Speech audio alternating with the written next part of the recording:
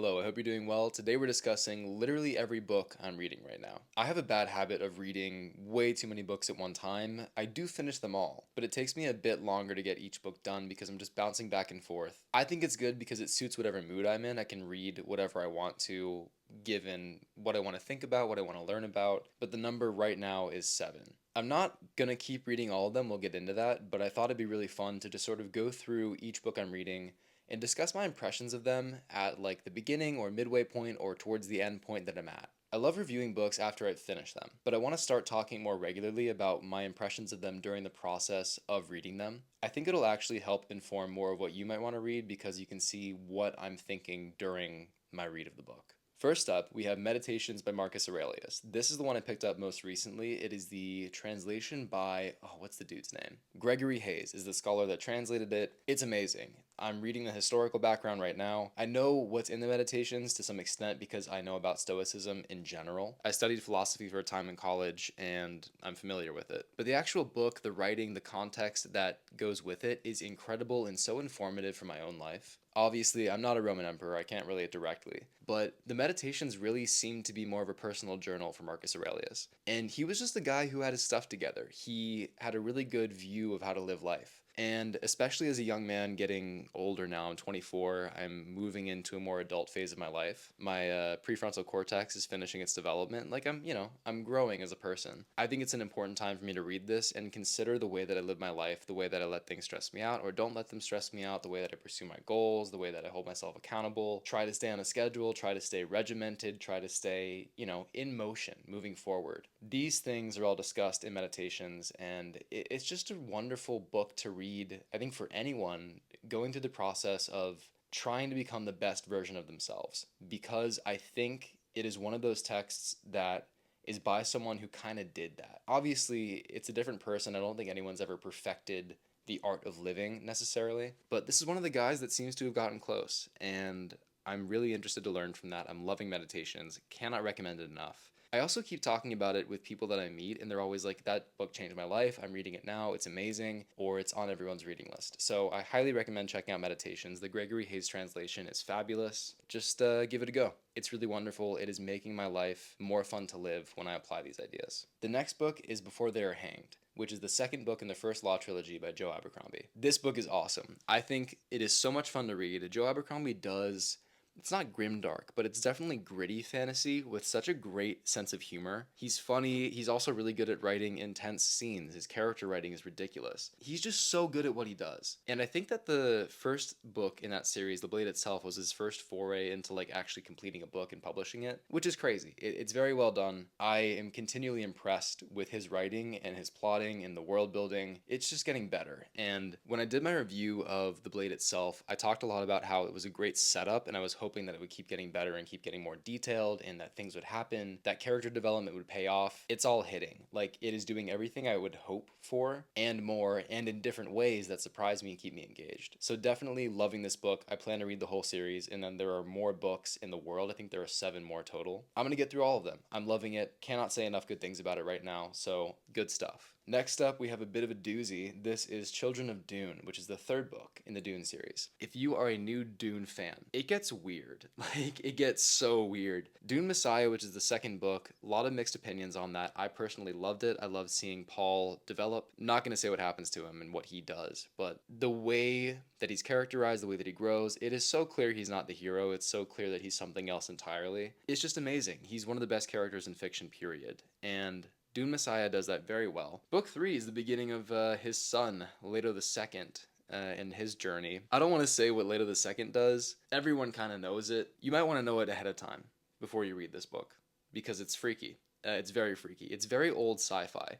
Old sci-fi, I realize, has all these weird things go on, like all these bizarre occurrences and fantastical, bizarre, weird, just like, crazy ideas, completely out of left field. It is good. It's a very good book. The biggest complaint that I have with it, aside from it just being freaky, like totally freakazoid crazy zone of a book, is that Frank Herbert has a habit of jumping between different characters' perspectives in a given scene without telling you like what he's doing. You'll have a thought from one character and then a thought from a different character, and they're all mutually exclusive. Like, no character is hearing all these thoughts, he just jumps between their different mental spaces without really noting it, without separating perspective. It's not bad. I mean, it's definitely easy to keep up with if you just like are present with the book. I think I might be spoiled by modern books where like each chapter has a different perspective. It's not something I do in my own prose. It's not something I do in my own fiction. It kind of works for Dune. Dune is very cerebral in the first place, so I'm not hating it, but you know, it's a little weird. It's something that I think could have been improved on from a prose perspective. I love Dune. I'm a big Dune fan. I'm going to read the whole 6-book run that Frank Herbert did. But it's weird, you know, it's definitely something to get through in some ways. It's extremely cerebral, I think is the best word for it. But overall, it's a very good book. I'm really enjoying it in terms of like the questions it's raising about morality, philosophy, what it means to see the future and to engage in prophecy in a sense, and to engage in millennia long planning for human society. It's a really interesting set of ideas, and I don't think anyone but Frank Herbert could explore it the way he did, or maybe even as well as he did. It's a really, really fascinating and, in my opinion, unique chain of things to explore and talk about in the book. Next up, Rhythm of War, which is the 4th book in the Stormlight archive by Brandon Sanderson. I am so tired of hearing every character's tragic backstory in every one of these books. Like, every other chapter is a tragic flashback, backstory, something. Like, I just want them to give these characters a break. They're really... No one's happy. No one's having a good time. Everyone's always getting messed up. It always has been messed up in some way. I think the only happy character in the entirety of Brandon Sanderson's whole works is that one dude at the very beginning of book 1 of the Stormlight archive. This isn't really a spoiler because I'm not going to tell you the context, but he lives in this beautiful giant lake that is like mid-calf deep. It's warm. He's having a great time. He's kind of like a fisherman. There's a woman who really likes him and she gives him food. Like, that's amazing. That's the life. I want some of these characters to have that kind of life because they deserve it, because they've been through a lot. I don't want to just hate on these books. They're amazing. They're very, very well planned out. The scope is insane. The characters are also excellent. Like, they're very good stories. But I would love it if they weren't just these very long, traumatic experiences. There are wins. Like, the characters do go through positive experiences. They do grow. And I think a big part of the messaging and the idea behind the book is growth and change and improvement and just like self-actualization. But sometimes I think that the books can get bogged down in just the brutality and trauma and terror of what people have experienced. That is in some ways realistic. It's important to talk about. But when you have 1,500 pages of it, it can be a little bit much sometimes. In general, I'm really enjoying this book. I think it's great. The series is excellent. I love the whole interconnected universe. It's really cool, but it is really long and the characters just go through a lot. So when I'm reading it for, you know, days and days on end, and it's just kind of brutal, I get kind of tired of it sometimes. I think that there are valid criticisms to be made about books being too long, and also his prose is good on a base level, but it's not interesting enough to keep me engaged on the basis of that alone. So those are my thoughts on Rhythm of War right now at about 60% through. Moving on to a very different vibe entirely, we have Blood Meridian by Cormac McCarthy. Oh my god, this is the best book I've ever read for prose. It is insane. It is insanely brutal, first of all. This is one of the darkest books I've ever read. It shocked me right away, and it continues to shock me each page with how intense, gory, violent, brutal it is. But I think that is important to talk about and read because that was the reality of the colonization and spread of America westward. It was a brutal time in history. I don't think you could write a book about it that is honest without portraying that. It's just shocking, but also incredibly important to talk about and incredibly important to be honest about. However, this is easily one of my favorite books of all time already. I'm not even that far into it simply because of the prose. It is like reading poetry, every single page, every single line. It's so well put. It's so reflective of what he's trying to communicate. I feel like I can see all of it as if I'm just watching it in front of my eyes. It is incredible. This has legitimately changed the way that I want to write, how I view writing, how I view prose. It's had a big impact on me already. I think that this is a book that you need to be ready to get into. I didn't know how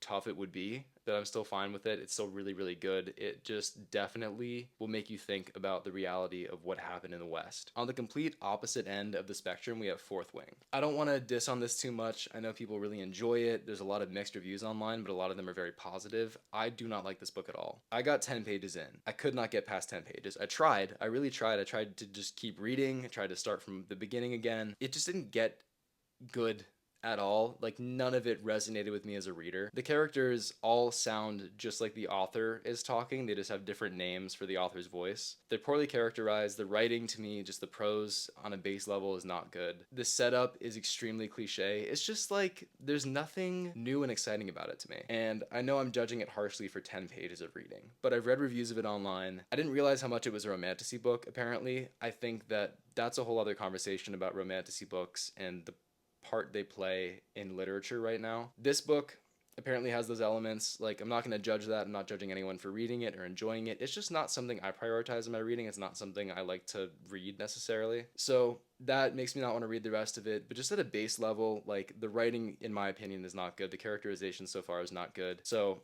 I'm not going to continue reading it. I'm going to DNF it at 10 pages. Finishing it off on a kind of happy note, we have Dracula, which is funny to say that's a happy note. But the prose in this book, I think in the olden days, in the days when this was written, it was very serious. These days, it just sounds kind of silly to me. It's very fun, though. I'm enjoying the book. It's well written. It's cool because it's kind of like journals and correspondence. It's like found footage in a movie. The writing isn't incredible to me by any means, but having this very like polite diction to describe a horrifying, terrible creature like Dracula is a funny contrast when you're reading it in 2024. So I'm enjoying Dracula. I think I'll read it over time. I have a very cool old copy, which is why I picked it up in the first place. I actually bought it around Halloween and was like, I'll finish it in like a week or two. I'm still reading it. I'm getting through it very slowly. It's just not a priority in terms of what I want to read. I thought it might be as good as Frankenstein, because Frankenstein, another monster book technically, is a classic and it's one of my all-time favorites. Dracula is not that, but it is fun. I think it's a good book to read if you want to read about a monster, and the whole format of journals and letters is really interesting. I think it's well done. So that is my main list of books that I'm currently reading or have read that are now DNFs. Let me know what you think about each of these books. If you've read them, if you want to read them, I'm curious to hear. Also, please let me know what you're reading, what you're enjoying, what you're not enjoying, and what you think I should check out next. In any event, thank you for being here and happy reading.